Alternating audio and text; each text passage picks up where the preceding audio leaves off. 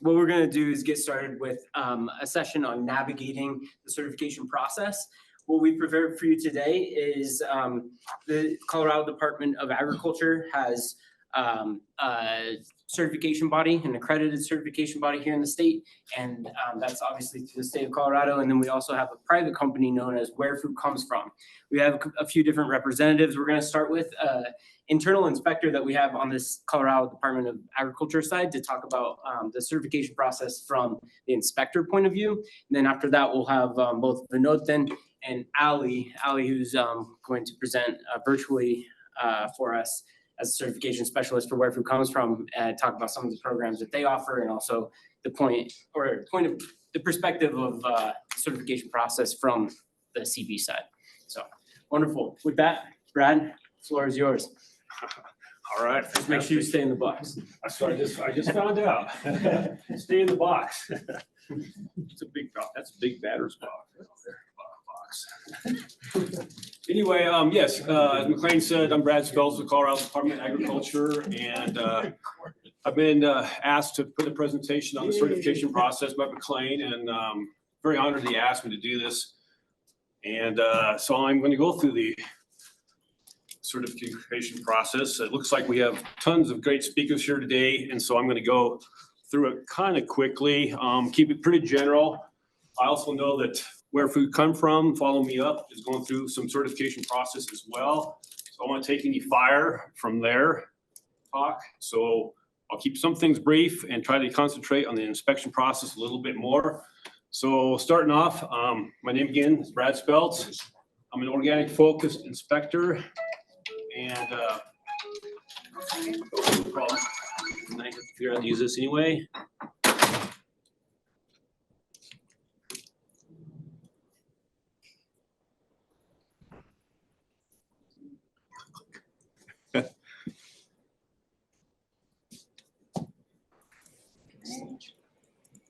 There we go. Awesome. And so I think I just use this arrow button, right? To the right. Oh, yes. So anyway, the certification process I have broken down real quickly into 5 aspects. First of all, you're going to submit your OSP, which stands for Organic System Plan. And next, we'll go through initial review. And after that, I will show up and do your on-site inspection. I'll submit my findings, and then we'll go through a final review process, and then we have your organic certificate if everything's smooth. So anyway, first of all, quickly, Organic System Plan. What does that stand for? By definition, a management plan of an organic production or handling operation that has been agreed to by the producer or handler and the certifying agent.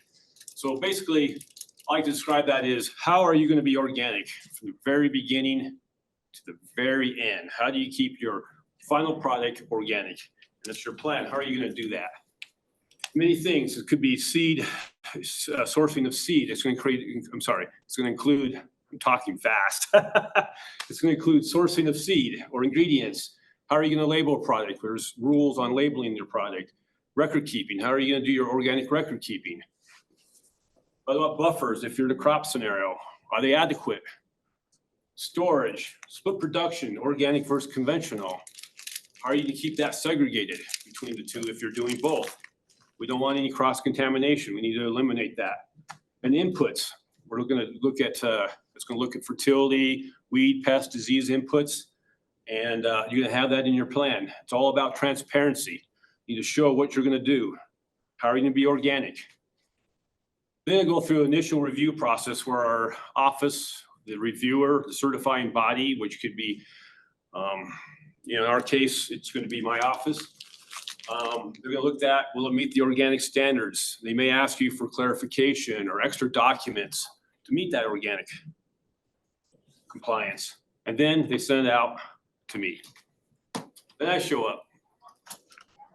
I'll call you, we'll make an arrangement, I'll come out there, and the first thing I want to do is I want to take a tour of your facility. I want to look at your processes. I want to look at your fields if it's a farm. I want to see exactly how you're going to verify. I want to verify your organic system plan. And I want to look at many different things. I want to look where you store your inputs.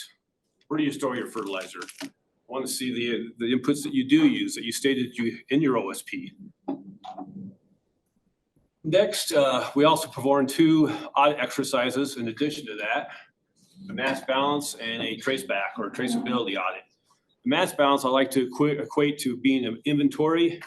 So we take an ingredient, excuse me, an ingredient or a product, and we do a mass balance where we have a beginning inventory, an ending inventory, anything you might have harvested or you bought, what did you sell? And I want to see that you're not trying to sell more than you had organically.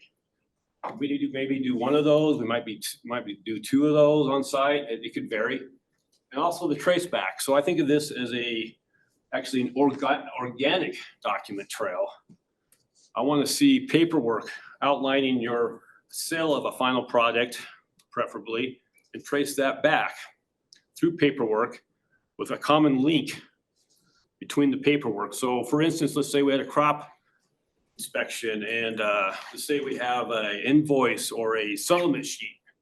In case of a farmer sometimes. I like to see maybe trace back of documents like maybe bill of lading and then harvest reports and possibly input logs back to planting records and then sourcing of the seed. And each one of those documents should have at least 1 common element tracing it all the way back or forward. That's organic, showing that it's organic. So we can trace that final product back to the very beginning. Exit interview. So I'm also required to do an exit interview.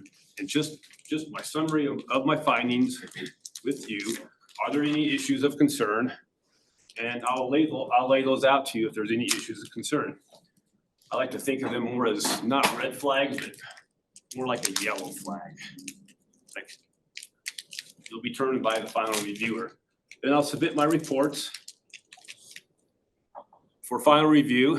It'll go through a final review process where they'll address any issues of concern, and maybe they'll issue a non-compliance, maybe not. Bear in mind that non-compliance doesn't necessarily throw you out of organic status. It depends on the scenario and what that compliance, non-compliance is. They may issue corrective actions for you to follow to fix that. And then after all that's all said and done, bingo, you have your organic certificate. You'll have your name on there, the date, the products you want certified, for the crops you want certified, certifying body, and that's pretty much the process. Very quick, but very general, and that's pretty much it. I want to thank you all for listening to me. Kind of talked fast. I like to end it with a quick joke. You might remember that. Why did the parsley farmer have a difficult time getting employees? Why? No, I just blanked out. Oh no, they're afraid of their paycheck and being garnished. That's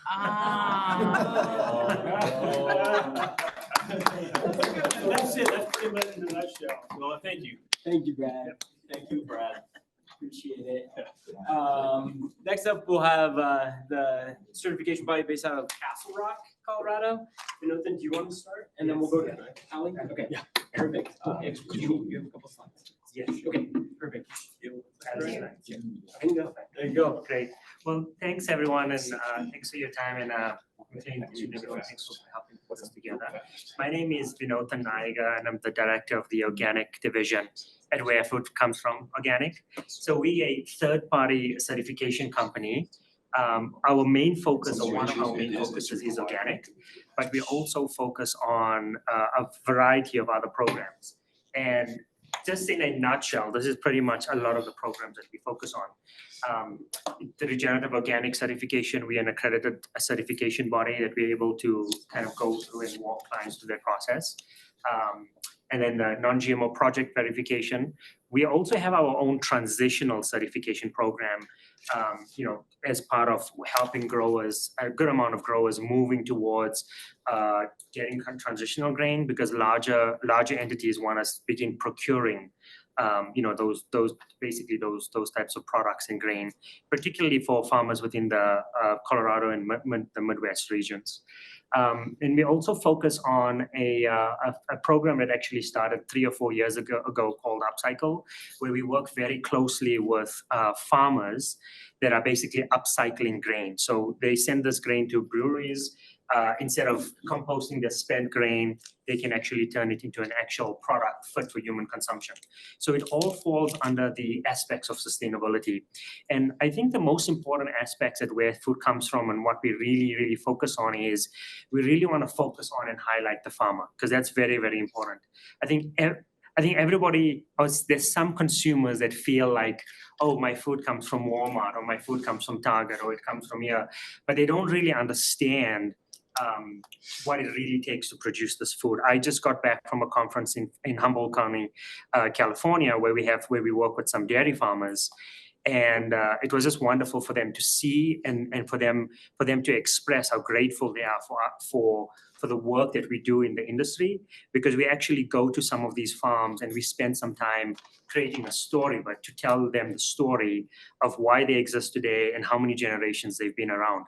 So I say all of this because as a company, located here in Colorado, we're very dedicated to shining the farmers and putting them on this, giving them the spotlight, because they're always very, very forgotten. So our programs, particularly our organic program and our care certified program, really focuses on animal welfare, but we walk our clients through the entire certification process. And then one program I just wanted to connect with that we have had a lot of communication with and a lot of discussion is basically our program called the Bee-Friendly Farming. It's basically a pollinator program that ties in very well with our organic certification and regenerative, and that's really about protecting the pollinators, making sure that we have enough biodiversity on the land, so that we can have these pollinators, as bees, the butterflies, the bumblebees, in the space. So I'm gonna sit down now, and then we have Allie Kellogg, which is our technical compliance manager, and she's going to give you a walk through the organic certification program and kind of next steps.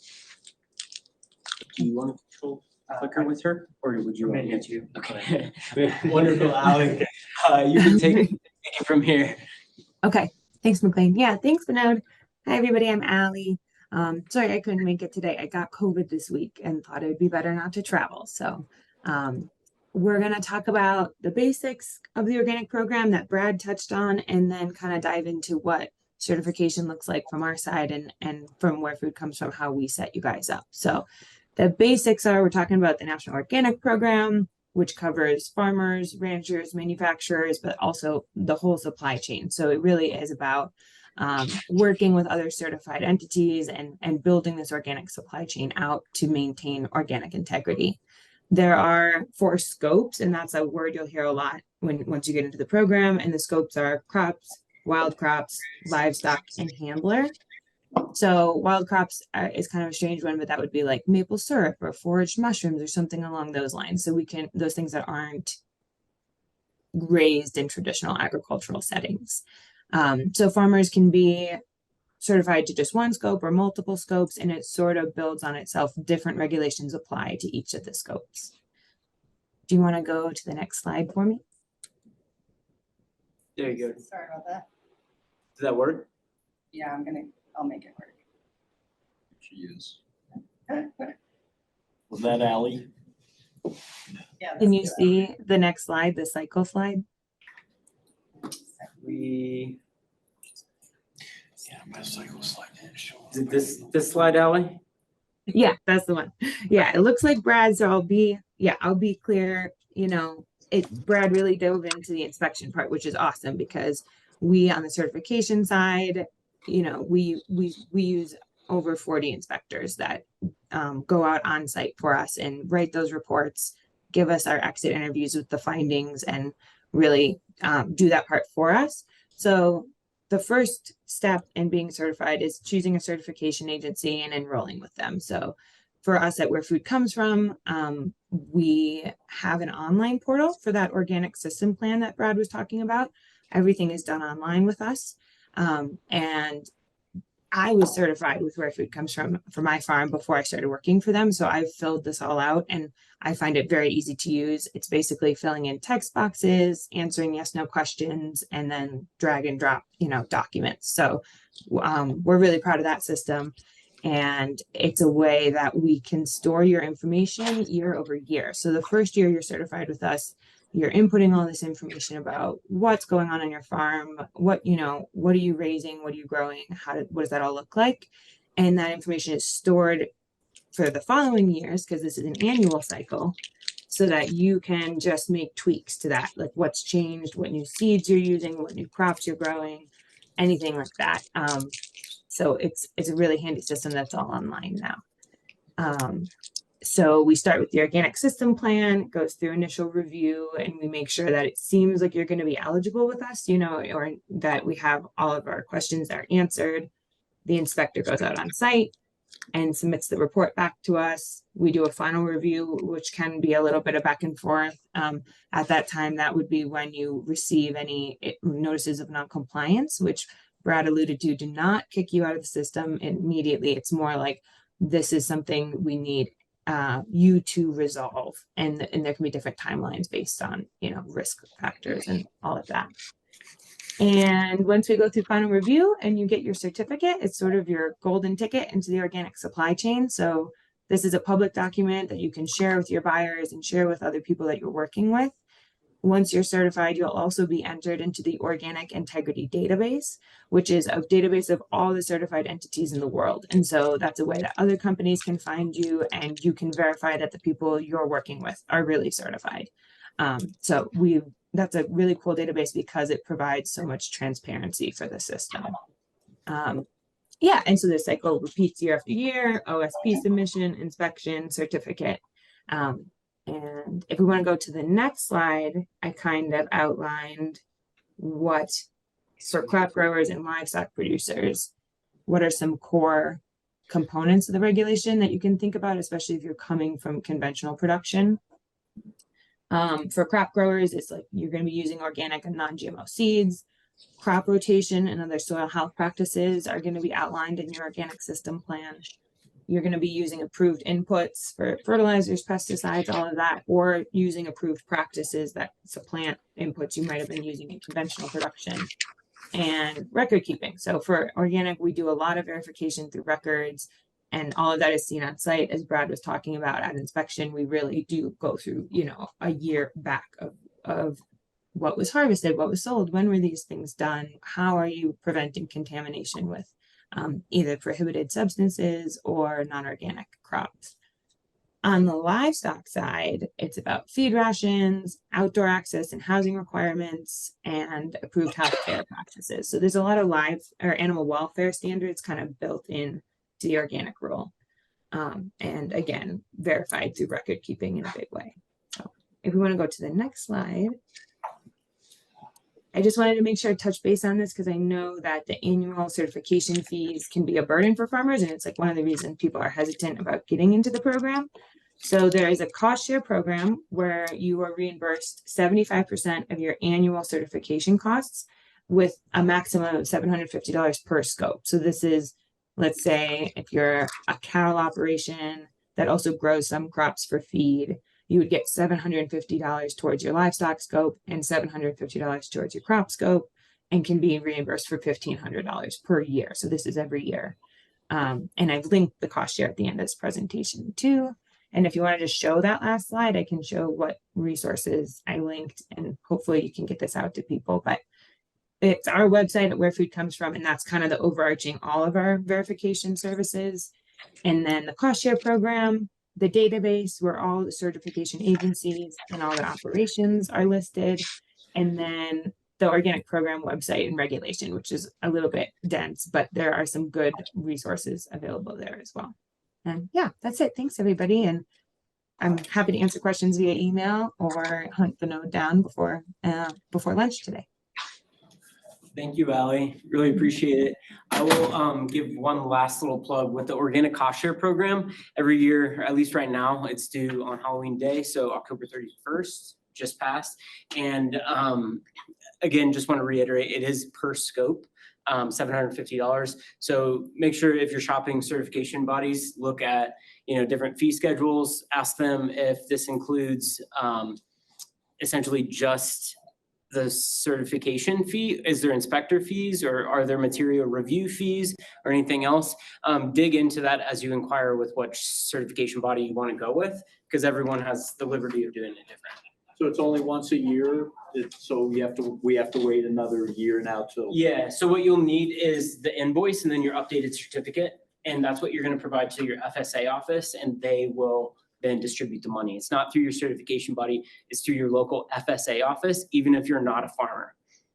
Yeah, Brad. I'd just like to add something real quick. I think sometimes probably developing your OSP, your original first time OSP might be the most difficult process. It may not be, but once you devise that, when you renew, now you've got your plan set in place, and now you're just making tweaks or small changes to it, and it's not maybe as difficult going as renewal. So I just want to add that, yeah. Yeah. Some people, because I know people, I've heard in the past that some people have refrained from it because they, oh my gosh, there's so much paperwork, or it just seems so complicated. And I hate to say nothing, it's easy, because it's every time I say something is easy, it takes me 3 times as long to do it. But I think once you get that, and and I know with ours, and I'm sure every other certifier, they have a plan that you can use, a base plan that you use, that you answer questions and you have descriptions and on your processes, and it kind of helps direct you and step you through the process and of filling out the LSP. And then once you do that, I mean, then you're kind of set. So just wanted to add that. So. Thank you, Brad. Awesome. I don't know if this is a question for now or later, but I'm curious what the difference would be between regenerative and organic from a certification perspective. I just spent a week in Santa Fe at the Regenerate conference, and that was definitely one of the main discussions. Right now, I mean, there's a lot of regenerative principles out there, and the industry is figuring out how is this verifiable, how is this certifiable. Regenerative Organic Alliance came up with the Regenerative Organic Certification, ROC, and organic is the base for it. And then you need add-ons such as animal welfare, social welfare, and soil building. And you can get through different tiers of that, but you must start with organic being the base. So as for any type of regenerative certification that exists right now, it's Regenerative Organic Certification, and the base is certified organic.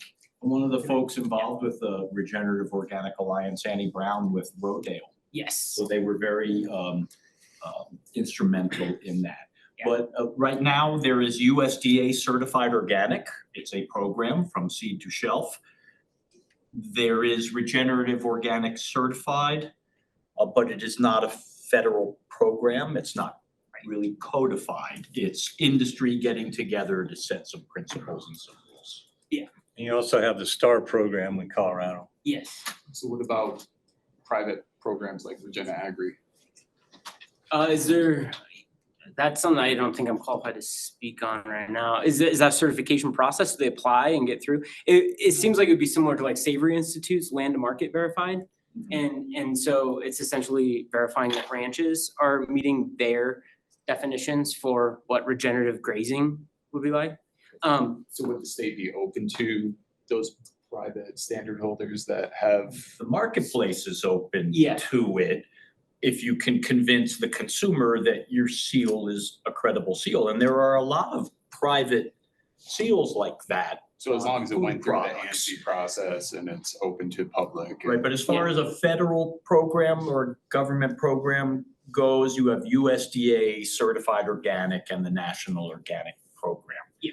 Regenerative, as McLean mentioned, very much beyond organic, but there's no government authorized program there.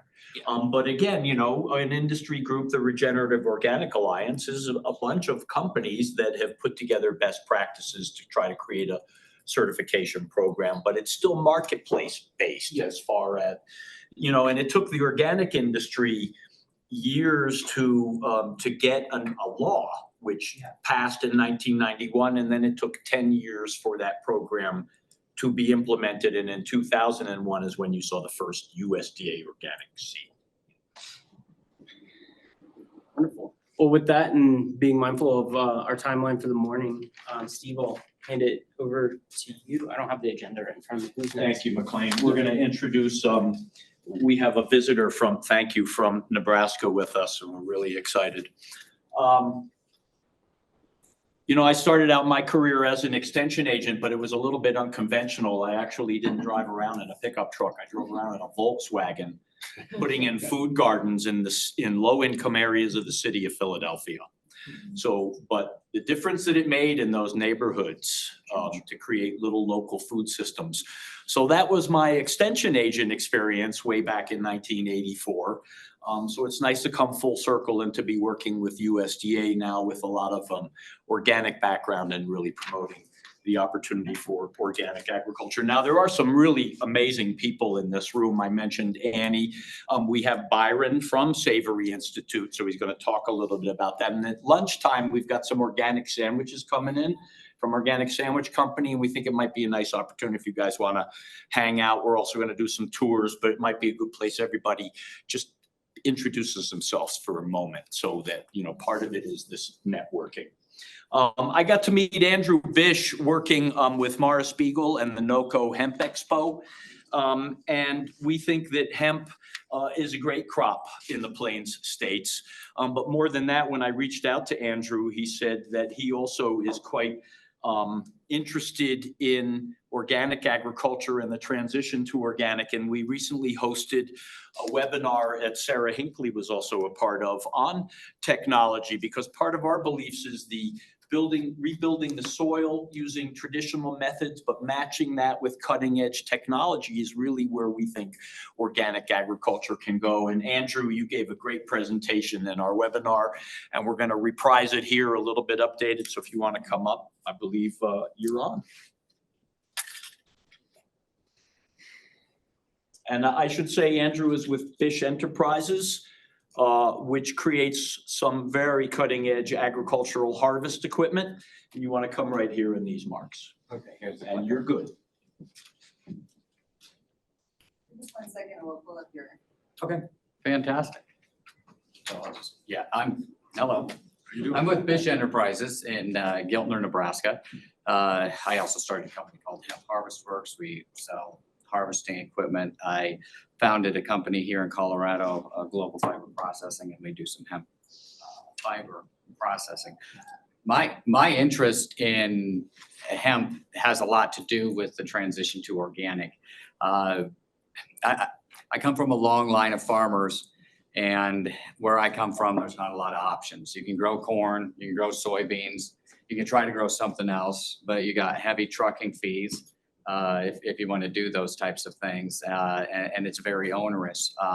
I think hemp plugs in really well and drives a transition. Hemp naturally grows organically, mostly. There's been some states that have legalized chemical application for hemp.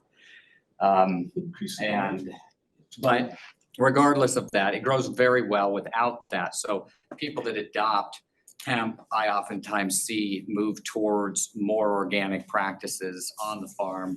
And it just gives that other rotational crop to provide that profit to make the transition more realistic.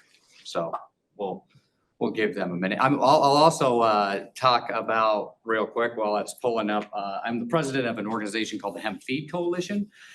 A lot of people don't realize it's not legal to feed hemp seed meal, for instance, seeds from the plant to animals. That's not yet legal. And what that's done is that's suppressed the market, not allowed a free market to exist in the hemp industry.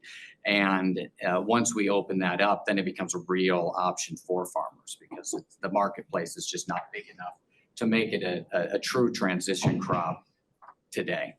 Why is it not legal? Why is it not legal? So the Food and Drug Administration came along in, I don't know what, the 70s. They drew a line in the sand and said all ingredients that are on the marketplace as of today are legal and safe. Anything that is not in the marketplace today will have to go through this approval process. The hemp prohibition existed at the time, therefore it wasn't one of the items that was grandfathered in. So now we have to follow the approval process that you would find for much more complicated animal food ingredients that are being developed. That's the answer. Don't tell my chickens it's illegal.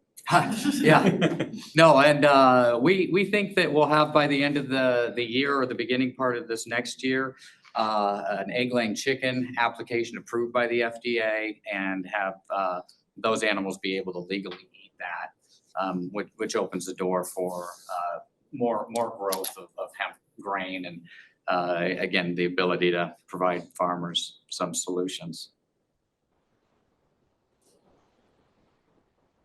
What other applications for hemp have you seen are your like biggest? I think in the marketplace today, absorbent materials from the fiber crop, that market is growing large. We see some use for non-woven materials with the fibers. Building materials is also rapidly progressing with some of the hemp fibers and the hemp herd. Again, I think one of the challenges there though is that we have, since we can't grow the grain, you can't realize the full value of that crop the way that you could if you had that commodity. Stocks are a byproduct of grain growing, so that would lower the cost of production of stocks and make that a more viable product in the marketplace and more competitive against some of the other products. Where's your processing facility? You said that you opened. Monte Vista? Monte Vista. Mhm. Okay. Yeah. That's kind of interesting. You would go there. Yeah, that's where the manufacturing facility that we ended up purchasing, Formation Ag, existed. Okay, before we talk a little bit about equipment, when we go into organic farming practices, one of the big differences is the actual crop rotation. I come from corn and soybean country. My local farmers think that's a rotation. That's not the type of rotation that's going to work out, and it's the type of rotation that causes them stress and causes them extremely high input costs at a constant rate. So this is going to have to be on your mind as a thing that you're going to have to consider. Now, again, the positives, you get a disease and just improved disease and pest management. You oftentimes are going to supplement the soil with the nutrients and have the proper rotation that's in there. The negative is going to be that complex planning, and then really understanding how you're going to market these crops that are grown before, and then are you going to grow them? That's another thing. And that's not always as easy as it seems. You can pick the next slide. Thank you. So here's an example of a no-till system, a no-till drill. This is oftentimes going to be used in organic or organic and of course no-till farming. Conventional farming oftentimes includes a lot of tillage. The one thing I will say is organic farming doesn't go down the road all the time of no-till. There's oftentimes a lot of tillage with organic farming because one of your biggest challenges in organic farming is going to be that pest control and the weed management.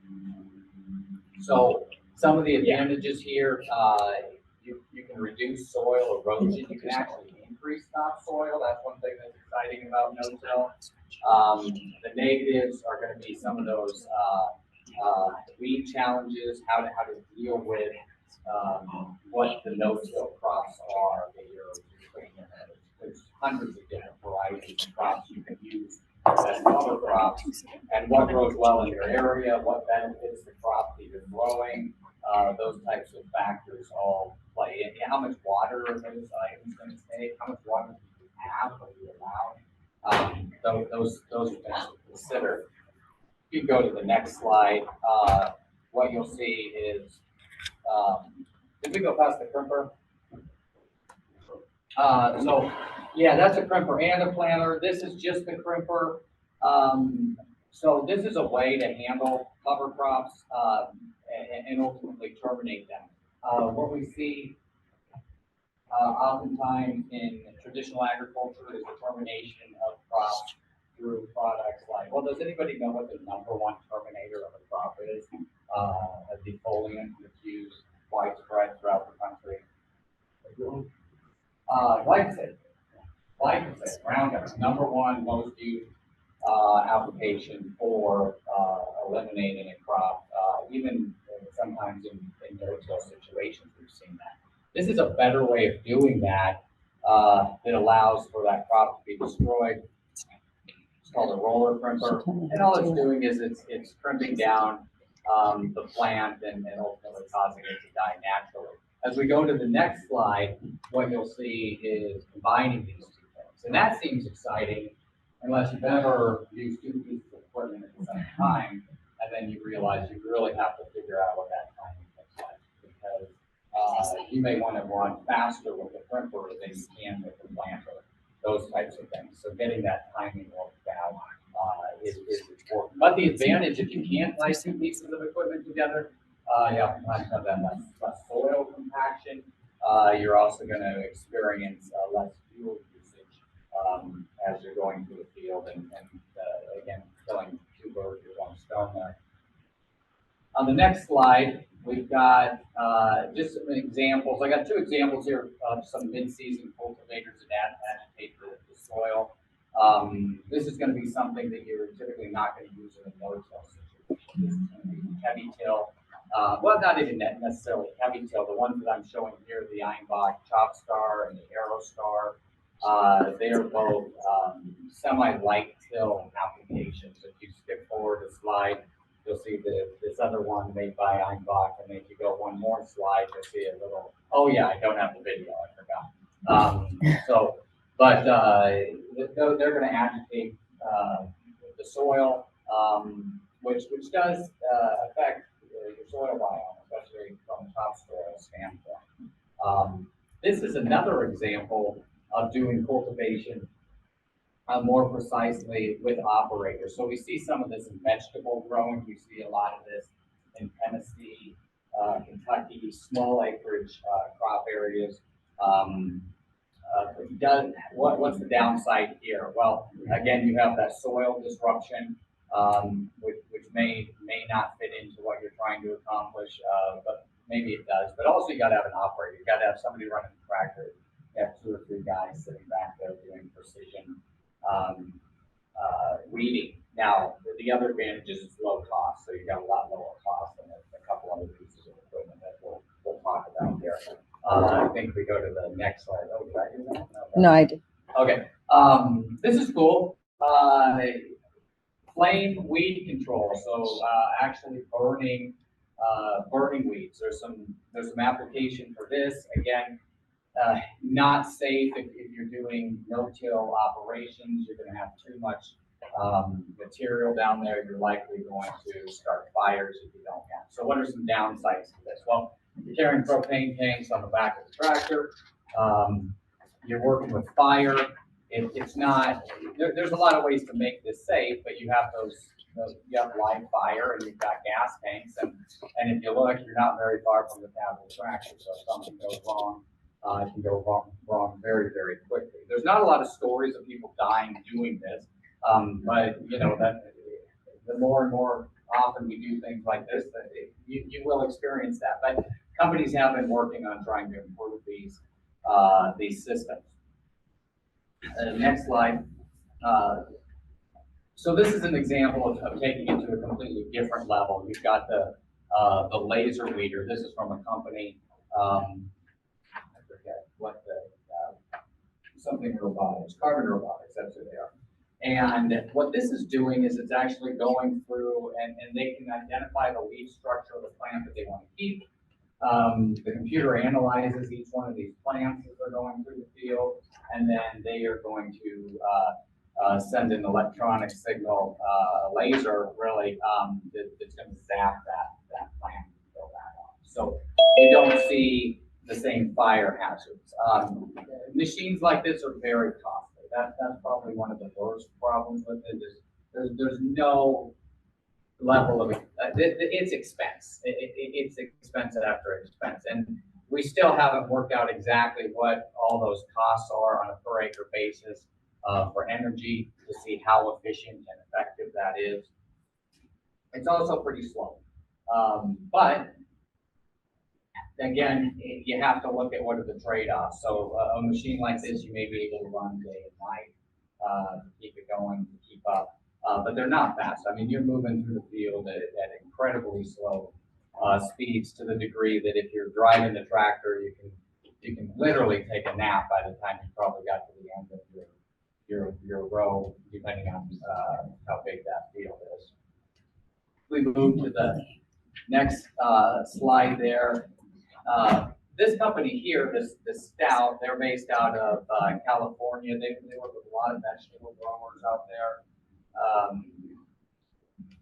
What they're doing is they took that the leader that you're using by hand, and they figured out how to make it do it robotically. So what it does again is it's a lot like the laser machine where it's analyzing the leaf structures of the plants as it's passing over them, and then they are moving these little fingers to fill up the plants that are around there to control, to keep that weed control down. Now, what's the advantage of something like this? You don't have the team of people. I talked to the company that developed this piece of equipment, and it was developed around the challenge of the producer getting enough staff in the season to be able to have people go out and go to the field. They just couldn't obtain enough people to be able to do that. The company that this was developed for does 55,000 acres of lettuce. They're one of the largest lettuce producers in the United States. This gently agitates the soil, but again, it does agitate the topsoil. And you got to think about how that's going to play into what your overall strategy is, if that makes sense. Let's see what we have. Something to consider that's not a plant, beneficial insects. And this is where organics start to get really interesting and really complicated because it is all of those factors that go in. How are we going to disturb the soil? Do we have the right mix of bugs? Are we going to go buy bugs and try to bring them in? How many people have a garden and bought bugs for their garden? Well, okay, my wife did that, and that didn't go well. We don't know how to raise bugs. Is the problem, right? So that's an initial challenge.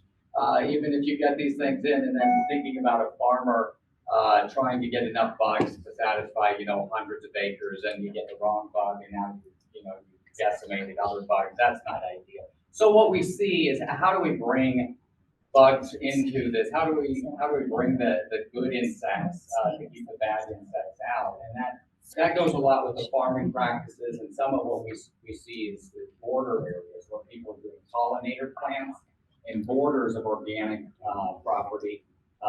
They keep the pressure down significantly with things like grasshoppers. So if you have a healthy pollinator border, you oftentimes won't see the grasshopper population cross that to enter into the field, where you may see the grasshoppers attack a field that doesn't have a pollinator boundary. Things like this come, I remember being in Puerto Rico a few years ago. They often use neem trees and put neem around a lot of the property. Of course, it grows now. So I'm probably running out of time. But next slide, I should be, that's it. So that's just some of the equipment to consider. There's a lot more to this conversation. What I wanted to do was just plant some seeds in terms of what you're doing today. If you're not involved with organic agriculture, there's going to be some investments in some of these pieces to make it work well for you. Yes, sir. Do you recommend using a mulch system or do you put it through? Yeah, so I mean, it depends on what you mean by mulch. I'm less excited about plastic mulch as I am. It's biodegradable mulching now. Yeah, I mean, I think that there's some application in certain areas where maybe there's excessive water condition issues or a sincere lack of water that a biodegradable plastic mulch can be used. But I think What we have done, we use it in our hemp roads in terms of how we use mulch for that. yeah, I think that you can get some similar advantages with cover crops like clover. Works really well with hemp. Feeds a nitrogen fixer. So some of those, but again, you got to look at how that's going to work in your environment and what the best thing is. I always try to avoid the plastic when possible, even if it's biodegradable. But there is application for it. Where I learn is out in the field. I work with farmers all the time. I just listen to what they have to say. But the funny thing is about when you get into organics, everyone has a different strategy.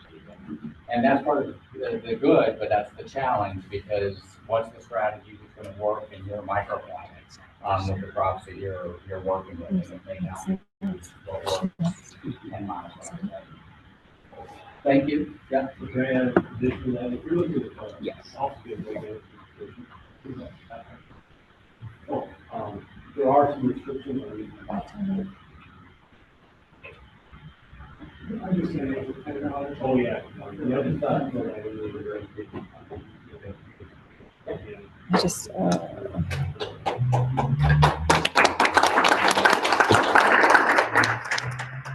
As you can see, it's a bit art and a bit science, organic agriculture. And what I think is important about this whole top program, Transition to Organic Partnership, is really their organic producers have had to learn from each other to a great extent. The extension service has had to catch up. So it's the farmers teaching each other to a great extent. So this is why I think it's really important that the USDA is investing in organic education at this point. So what I really like about this part of our presentation is from on-the-ground technology, and we're talking lasers and flamethrowers. I mean, I think that's pretty cool.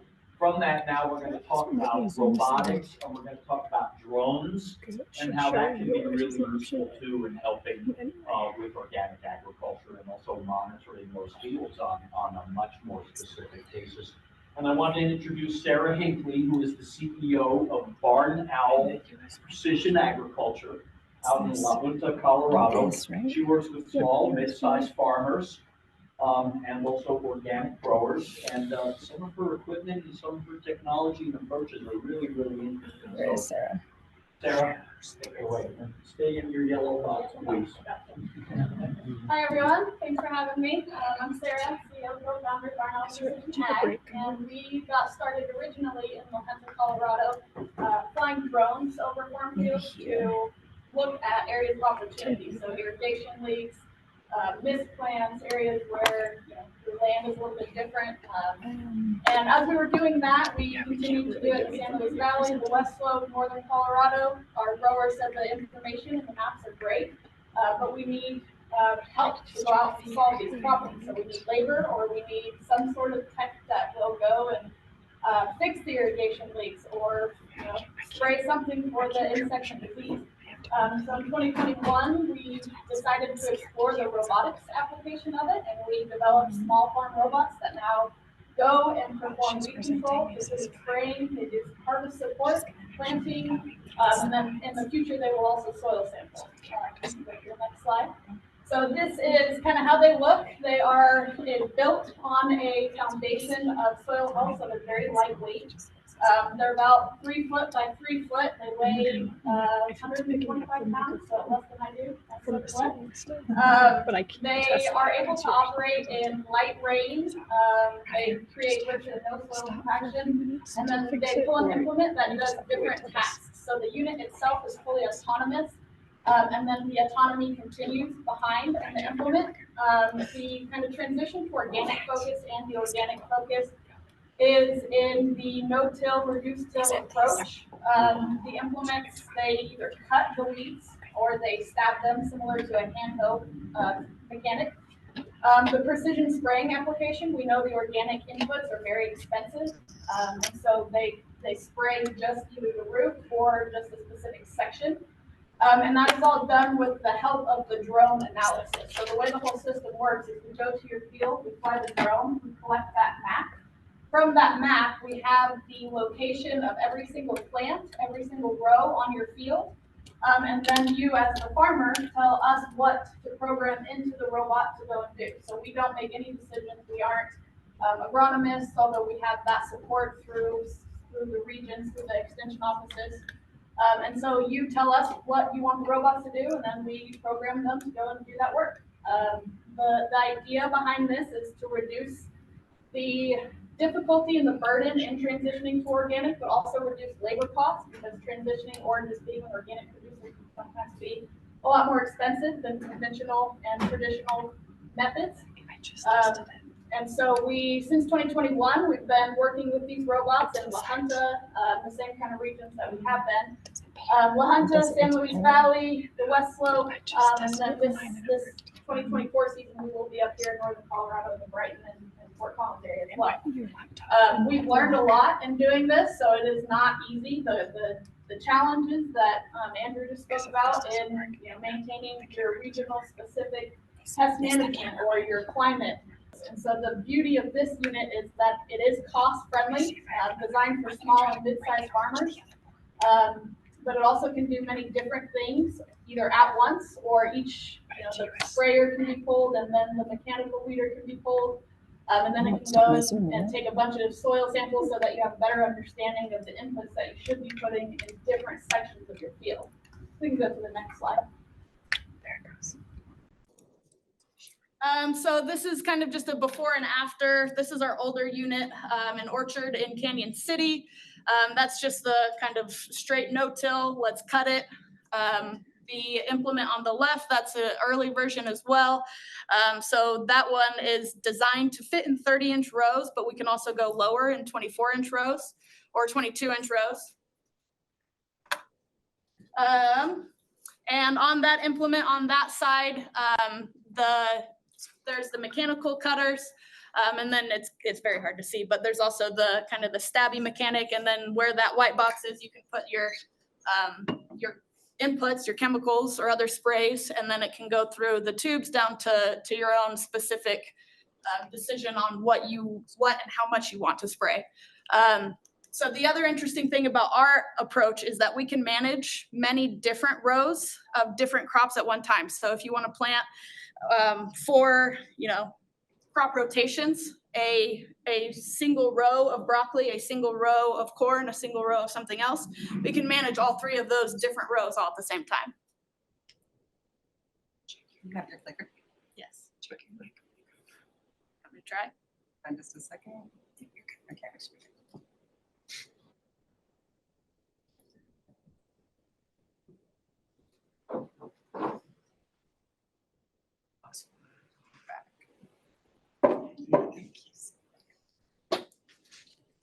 Across the way. It's interesting people, some interesting equipment there.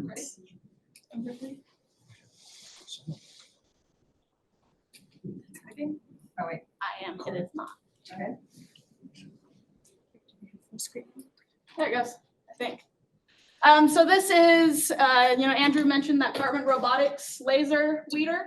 That's that one right there. And that is just to show the size difference. So ours is this little guy right here managing one row. And the reason for the small size, again, is just to reduce soil compaction, our ability to manage one row or multiple different rows at one time.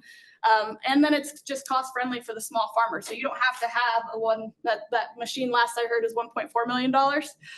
So you don't have to have that expensive of a machine to do the work that is needed on a small and mid-sized farm. The one on the left is similar. That is broccoli is what we're managing there. And you can see our approach versus a competitor. So in the light or reduced till, we are just able to kind of clean up the weeds and manage the field without having accidental mistakes or destroying the topsoil, which also unintentionally destroys the crop as well. So right now we do weed control, we do spraying. We can also tow with this unit. The harvest support that we do is not smart. What we do is we pull humans behind this robot so it can tow 2,000 pounds. Your harvest labor sits on it. That way they don't have to stand up and down when they're harvesting your crops, and it just saves human energy because that's more expensive than any robot energy that will ever be created. We will never get into the precision harvesting applications just because there's people already out there doing it. So we'll stick to the other operational support. And then planting was done this season as well.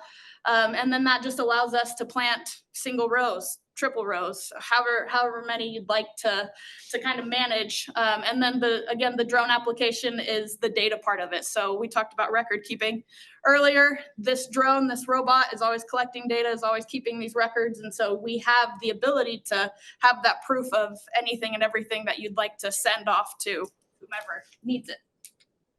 This is an organic sugar beet that was grown this season, fully planted, fully managed with weed control, no inputs whatsoever. And that one was actually harvested 3 weeks early. So we're really excited to try to continue this throughout Colorado and then into other regions as well.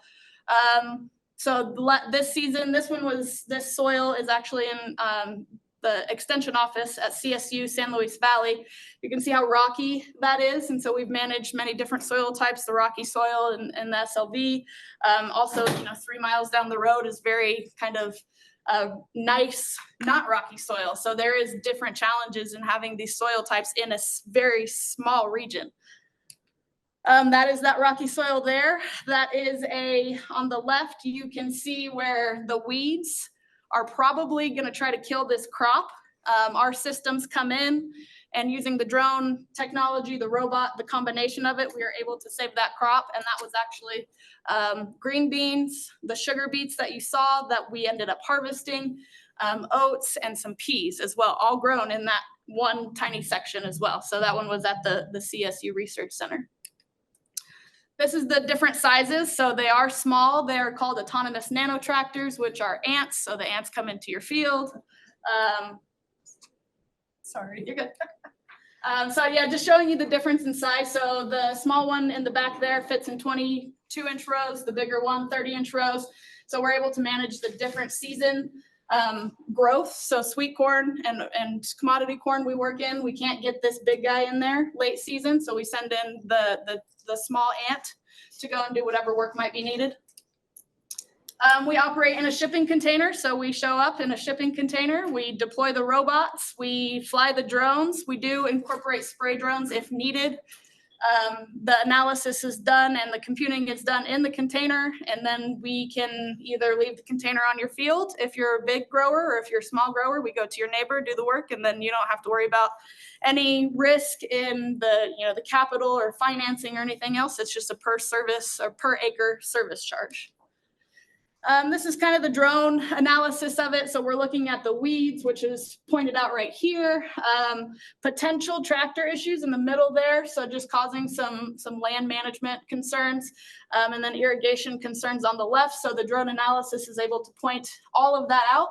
And then we also are able to incorporate that proof and that data in what you're planting year over year, when you planted, when you watered, if it's organic or conventional, what kind of irrigation methods you have. So all of that data is in this entire system.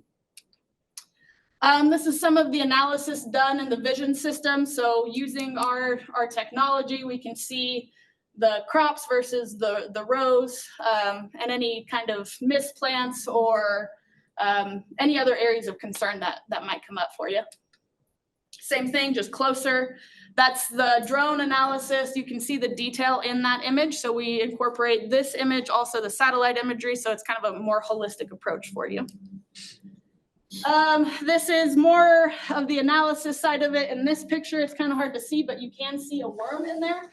And so what our system does is if you do have that insect starting to come into your crop, then we can get in there before it has a chance to go and destroy everything.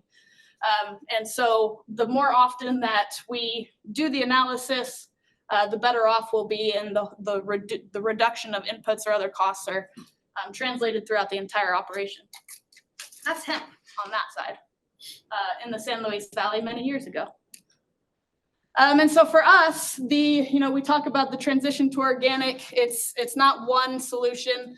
It's collaboration. It's working with the drone analysis, with the CSU extension offices to understand your regions, your insect management processes, your climate, looking at the soil. And so it's a lot of work, and we're just here to help, and that's what we're hoping to do. So I don't know if I have time for questions, but I'd be happy to answer. I do, yes. What's your cost per acre? We go at $55 per acre per visit, and that's any system. So precision spraying, you have to provide your chemicals, but that's weed control, spraying, soil sampling, whatever you need. You take petiole samples? Do we do it? Petiole samples? We can. The robots do not, but we can. Since it's a service base, we can have the team go out and do it. And how many's on the team when you come and visit? Two humans, yeah. So we have one person kind of managing the internal operation side of it, and the other person is. Is there a minimum or maximum acreage? Nope. That research plot is about the smallest that we can do. That was less than a quarter acre. The reason that one was hard logistically was just because it was so small. So if it is that small, I'd rather leave a robot and then control it remotely. But we'd have to talk about that as the landowner. So you have a tech person, is the other person assuming an agronomist or some type of, do you have somebody who's monitoring what they're seeing in the field in real time? Yes, so that's that person, and everybody on our team does have an ag background. So they are ag roboticist, and our system is actually pretty simple. It's created by, little old us from Colorado. So the idea is to allow the robots to just go and do the work. And so all of the agronomy kind of is done through that drone analysis first. And then we reach out to our extension offices if we have any concerns or questions or anything else. And then eventually we will bring an agronomist on our team full time. Could you explain how your robot sprays? Is it just very minute? Yes. Target? Yes, so that's exactly like a large, John Deere sprayer, except when we get to the section that you want sprayed, it just has the GPS location of that plant, sprays the amount that you decide onto that plant, and then goes on to the next one. That's done per row, so we can do it single row, we can do it double or triple row. As long as we're working with you to decide the amount and the input and the whatever you want where, then all the robot does is do exactly what you tell us. At first I was just seeing photos of annual crops where you had the tilled between the rows and this and that, and then I saw the hemp. What if that 3 feet is solidly planted with perennials and there's, for lack of better words, a cover crop on the path? So we need that space to drive. The small robot is 75 pounds. And so it's okay. I mean, can it work on the top of plants that are there? It doesn't have to be just dirt. That's correct. As long as you're okay with having some sort of driving over that plant, then it can work wherever. Yeah, and it can be solid in between, not just a plant here and there. Let's do one more question for Sarah. I was actually going to piggyback on that. You had mentioned soil compaction it's not fully automated, but you're checking that for regenerative principled application. Are you monitoring the tire pressures to be below 10% or 10 PSI? So when it is moving, it's recognizing that? We are not, but that's a great idea. I will bring that up to my team. As far as monitoring the soil compaction, we just look at kind of before and after where we haven't been, where we have been, and then look at what we came into using the traditional tractors and everything else and kind of manage it that way. That's where we run into the biggest issues, especially with regenerative. We're monitoring at like anywhere from 3 PSI up to 11, I think. Okay. But we see degradation above that. Okay. Yeah. So which is hard to. Yeah. Those tractors are big. Yeah. The small robot, the big one's 150, 125 pounds, depending on what you're towing. The small one, it can mud, snow, and it leaves almost very little tire tracks afterwards. So thank you guys very much. I'll be around if you have any questions. Yeah, I thought it was really cool to see the truck unload with all the robots. It reminds me of, you know, the beekeeper that comes into your farm with the truck and unloads all the hives, or perhaps the gentleman who comes in with all the sheep to control your weeds. Sarah comes in with her stable of robots to help your organic farm. I think that's pretty cool. Okay, so we have one more person that's going to talk to us virtually on this technology-focused panel, and that is Haley Nagle, who actually works with USDA Natural Resources Conservation Service and Colorado State University, and I see you there, Haley, up there, to do COMET Farm. COMET Farm is a technology tool that uses detailed location-specific data on climate and soil conditions to help farmers estimate their carbon footprint for all or part of a farm and ranch operation, allowing operators to evaluate options for reducing greenhouse gas emissions and sequestering carbon in the soil. So we're going to learn about COMET Farm. And Haley, thank you for joining us today. Yeah, thanks so much for having me. Can you guys hear me and see the presentation okay? Yep.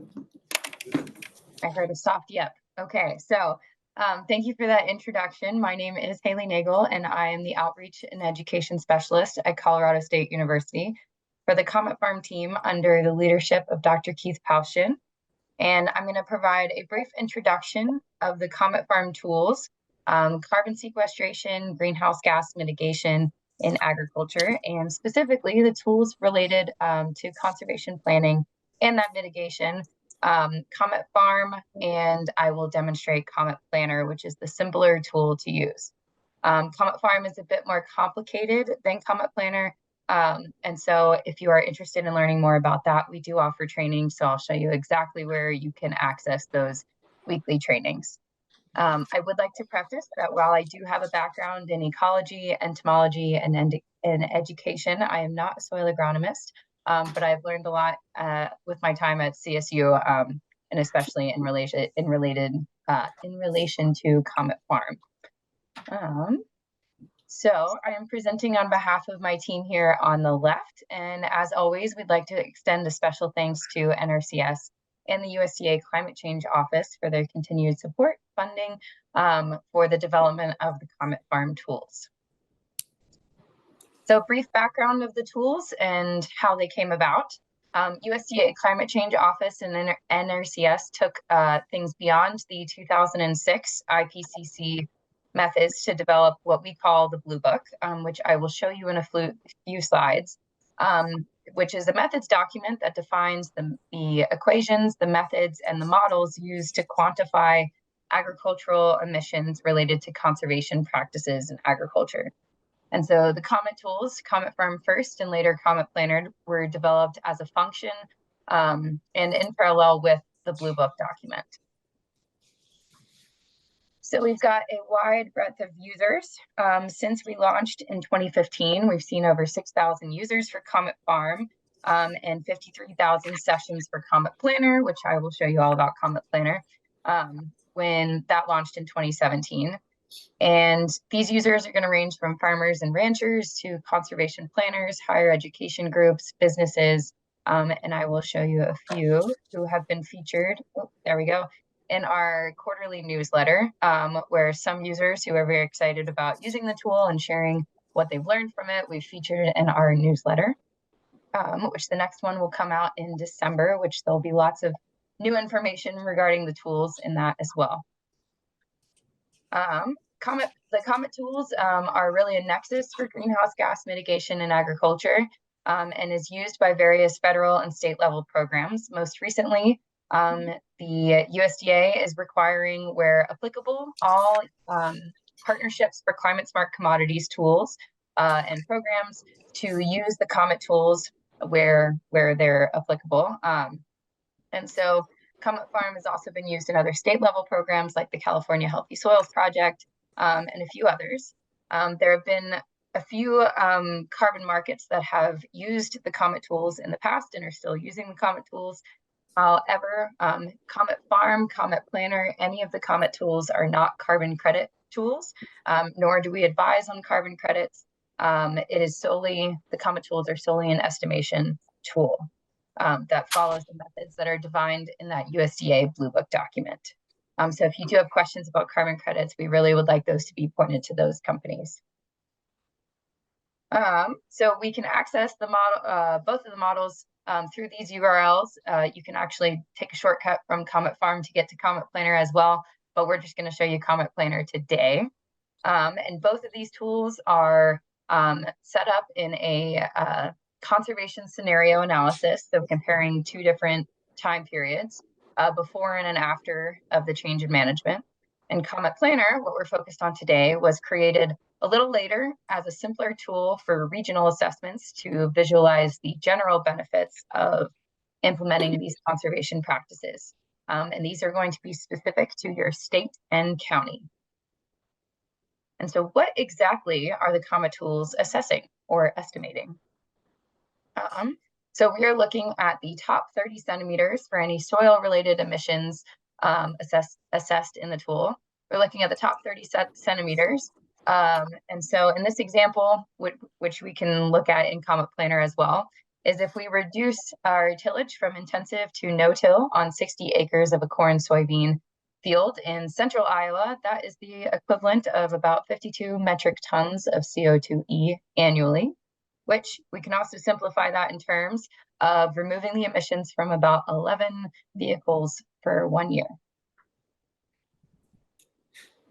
And so what COMET Farm can do and COMET Planner is designed to do an entire greenhouse gas inventory within your entity. So we're talking on your farm, within your fields. If you have animals, you can also assess for that in COMET Farm.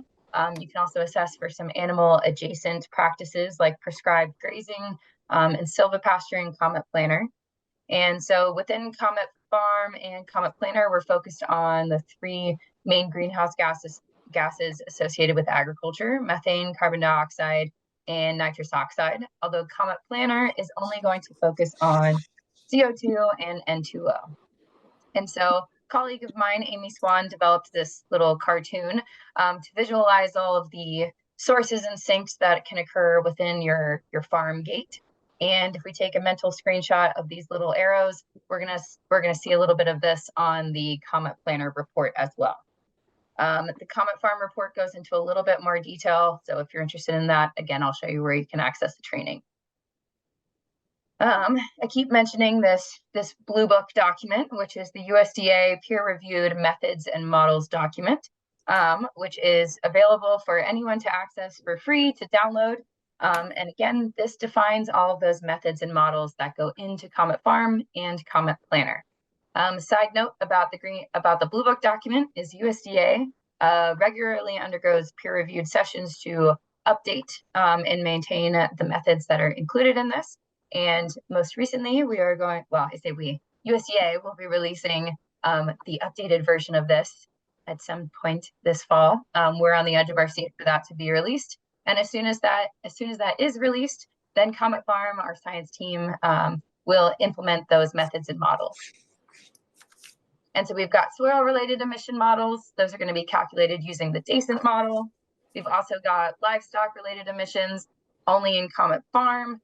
And then there is also an energy-related tool, which is not included in COMET Farm or COMET Planner. There's kind of a separate tool for that. Because COMET Farm or COMET Planner, they are not life cycle analysis tools. So we are only including emissions related to those conservation practice changes and soil-related emissions. So no emissions associated with your tractor or any other implements used on the farm. You can still assess for those using a different tool, but those just will not be included in your COMET Farm assessment or COMET Planner. So a bird's eye view of the tools. And remember, I'm going to demo the COMET Planner one, but because COMET Planner uses COMET Farm, it does make sense to understand both tools. And so for both of these tools, you have some sort of baseline or business as usual, your current management. In COMET Farm, this is going to be user defined, so you can fill in your exact specifications of how you've managed your property. within the limitations of what we offer in COMET Farm. In COMET Planner, you are also picking a business as usual. However, you're selecting from a fixed list of those typical baseline practices. And then in COMET Farm, you can make any sort of small change to an entire change in rotation for your change in management. In COMET Planner, you also have a scenario. However, you are again selecting from a fixed list of NRCS conservation practice standards that are tied to a greenhouse gas emission reduction or an increase in carbon sequestered. And then with COMET Farm, you can compare your emissions or your carbon sequestered if you continue with your original management versus if you changed your management. And then in COMET Planner, it's a simpler tool, so we're just giving you that practice benefit of implementing that change.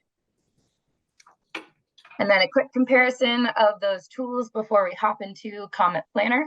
COMET Farm is really able to give a farm to field specific detailed analysis and estimate of your emissions and carbon sequestered, whereas COMET Planner is going to be giving you the regional average estimates of those conservation practice adoption based off of what is typical of the region. So COMET Planner has a fixed baseline, where in COMET Farm, you can enter a flexible baseline, so how you've managed your exact field. We do require a significant amount of data to run COMET Farm, which again, if you're interested in that, there's a training on Thursdays, I guess next Thursday.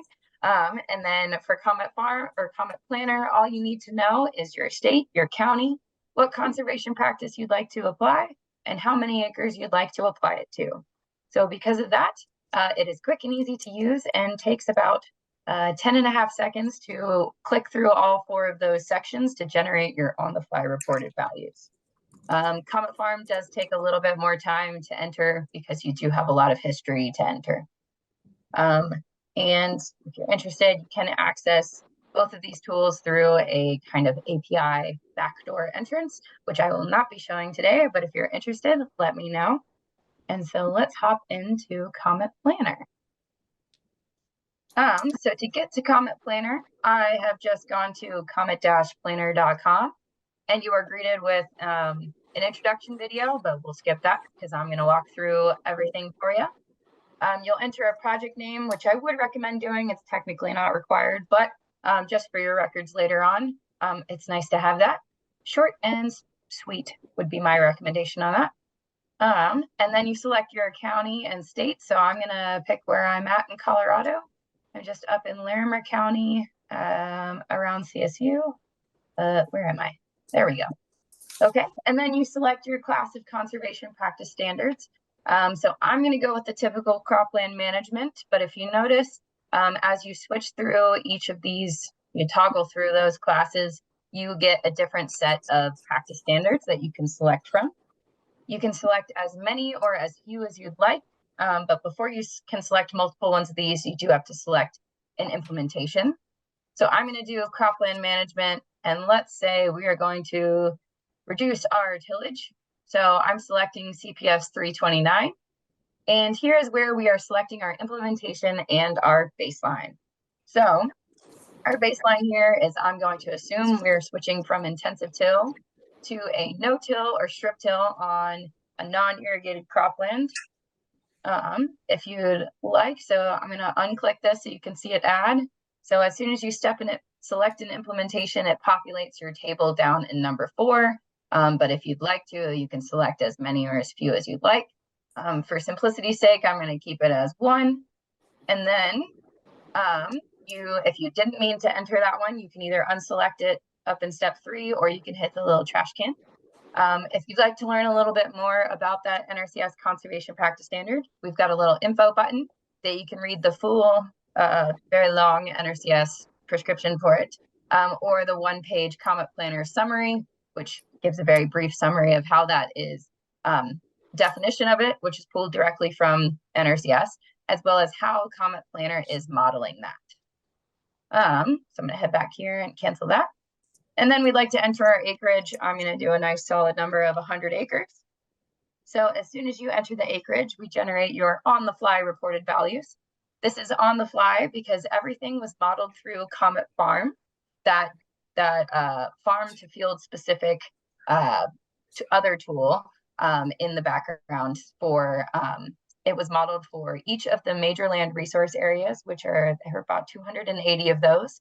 And we have about 100 cropland and 100 grassland points that were measured for each of those 280 major land resource areas across the country, with the exception of Alaska. And all of those are summarized in a data set to generate your on-the-fly reported values. And so everything in COMET Farm is also going to be summarized in terms of metric tons of CO2e, CO2 equivalent. That way we're comparing apples to apples. And COMET Planner is going to provide a reduction, your greenhouse gas emission reductions, which means that our positive values here are going to indicate a reduction in emissions. So by switching from intensive to no-till or strip-till on non-irrigated cropland on 100 acres in Larimer County, Colorado, we are reducing our emissions by about 16 metric tons of CO2e annually. And with COMET Planner, we do not have a way for you to save your information to your account. COMET Farm does allow for that because you have to enter so many details. But COMET Planner, that was very quick and easy for me to enter.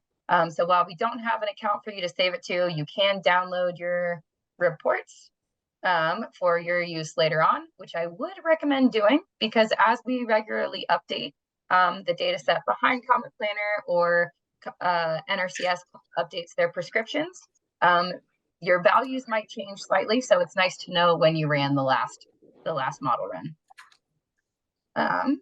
And then, so if we also, side note, if we had entered maybe 10 different conservation practice standards here, they would all appear on your downloaded report. And then for more information on how your emission reductions were calculated, and a more detailed emission reductions, you can click on the little button at the bottom, and we'll break that down into the different source and subsource categories. If we think back to that cartoon with all the arrows. So all of our CO2 reductions are going to be actually related to soil carbon, an increase in soil carbon. And then one last thing to mention, actually two last things to mention, is that we do have this handy dandy need help widget that follows you on every page of any COMET tool, which I've populated with quite a few help articles with all of my frequently asked questions. Which if you still can't figure out what an answer to your question, you can reach out to us, and by us, I mean usually me, and enter your name and how we can get a hold of you, and a description of your question. And if you're experiencing any issues, you can take a screenshot, send that to us too. And then one last thing, and then I'll open it up for questions. We do have, I'll go to the info page. Yes, info page. We've got the entire COMET Planner report, which describes all of the methodology behind COMET Planner and how we used COMET Farm to generate those fixed baselines. The report also documents every single one of the summary pages, so you can see them all in one place. And then last but not least on this page is you can see all of the trainings that we offer. We've got one next week, and then we take a break for Thanksgiving. But then we also offer office hours on Mondays for COMET beginners, and on Wednesdays for any advanced questions, where you can just join and you can listen to other folks' questions or ask your own. And I think that's it, but let me know if you guys have any other questions.